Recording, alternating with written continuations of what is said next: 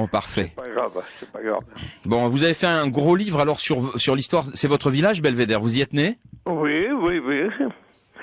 Ça, j'ai toujours été belvédérois, je le veux toujours. J'ai bien quitté le village un peu par force, un peu, mais enfin, j'ai toujours aimé mon village, j'ai toujours été belvédérique, comme on dit. Et où on parle son propre langage, hein. Il y a un patois à Belvédère? Ah oui, il y a un patois, oui. Il y a le balvéringue de vous. Je parle un peu comme tout le monde, mais enfin, j'espère que vous le nichate, je ne sais pas si vous le comprenez. Un petit peu. Oui. C'est presque comme le niçois, mais seulement le niçois, il a le A. Par exemple, pour dire la vache, à Nice, on dit la vaque. Et nous, on dit la vaco. Ah oui, ça change. Oui, après, ça reste compréhensible. Ça, un peu.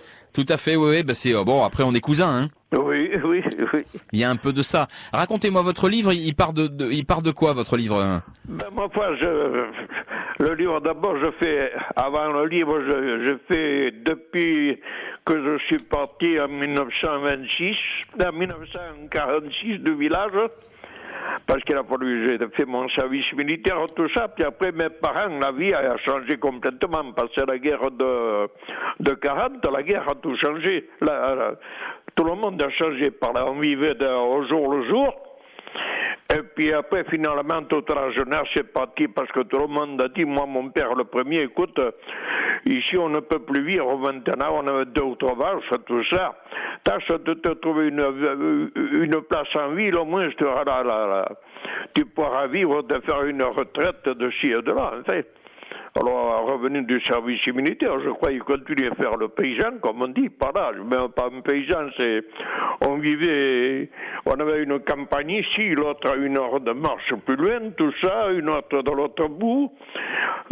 On travaillait tout à pied, on marchait beaucoup, on travaillait sur le dos, tout ça. On ne pouvait pas labourer avec la machine parce que c'est tout à restant, c'est tout à petite. Et finalement, mon père me dit, il y a Sandro, là, qui a trouvé une place à Marseille. Essaye un peu de demander. Il paraît qu'il est très bien reçu, puis surtout quand on a parlé, il m'a dit, il paraît qu'ils ont le congé payé. Nous, ça n'existait pas, ça. Le congé payé, c'était...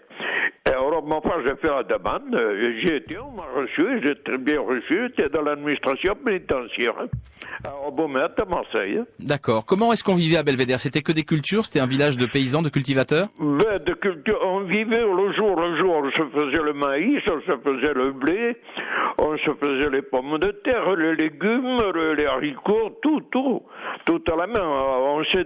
Parce qu'on était, pour ainsi dire, le village comme tous les autres, de toute façon, en montagne, dans les arrière-vallées, là.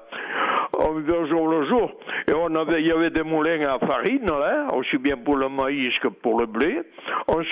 Chaque femme faisait son pain pour une semaine, 15 jours même. Et puis on vivait de pain, on avait les vaches, on avait le lait, on se faisait un tout petit brin de fromage.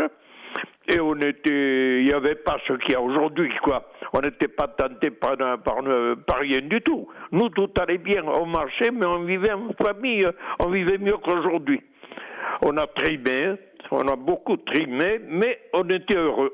On était plus croyants aussi, alors l'église en pensant à Dieu, par exemple, que le bon Dieu, si la culture périssait, le blé en montagne, le seigle par là, on se dirait que le bon Dieu l'année prochaine nous enverra un peu mieux. Puis ça y est, voilà, on vivait on se plaignait pas. Il y avait des marchés quand même, on se rendait au marché, il fallait échanger un peu. Non, des marchés, il n'y en avait pas. Il nous manquait ça, on l'apportait. S'il y avait 3 épiceries, même 4, alors il y avait que ce soit le poivre, le sel, le sucre,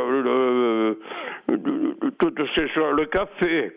Mais sans ça, le reste, on se le faisait tout. Nous, on vivait au jour le jour. On avait des patates en pagaille, on avait de la farine en pagaille, tout ça, aussi bien la farine blanche que la farine de maïs. Et après, on n'était pas porté ni à aller manger comme aujourd'hui au resto, ni quoi que ce soit. On s'apercevait de rien parce qu'il n'y avait rien. Alors pour nous, c'était normal. Ce serait aujourd'hui, ce serait impossible parce que toute la jeunesse passait la guerre de 40. Là, je suis parti en 46 faire mon service militaire. Puis après, total, je me suis trouvé à Marseille. Je me suis dit, c'est pas très loin je suis dans le Midi quand même. tout ça. Et puis, Marseille est une ville très facile à vivre. Du moins, elle l'était. Je ne sais plus aujourd'hui ce que c'est. Et ma foi, j'envoyais l'argent à mes parents. Là-bas, on avait tout, on avait le merce, on avait été habillé, logé, nourri, tout. Alors, ma foi, et aujourd'hui, j'ai une bonne retraite. Et voilà, ça a été un métier très dur. Je le conseille à personne. Mais aujourd'hui, je suis content de ma retraite. Je suis là, j'ai plus envie de tout. J'ai vendu ma campagne, je suis seul.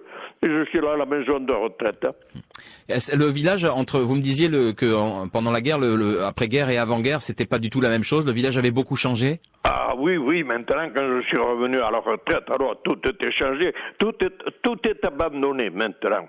On voyait, comme ici en face, je vois Belvédère, mais on voit plus une restante, une planche, on voit plus rien, tout abandonné, c'est que des arbres de partout, la jeunesse a foutu le camp, et maintenant on est, comment vous dire, on a rendu la jeunesse feignante, pas la bonne feignante, mais ici, il n'y a personne, on aurait honte de voir un jeune labourer un jardin, le jeune aurait honte de ça.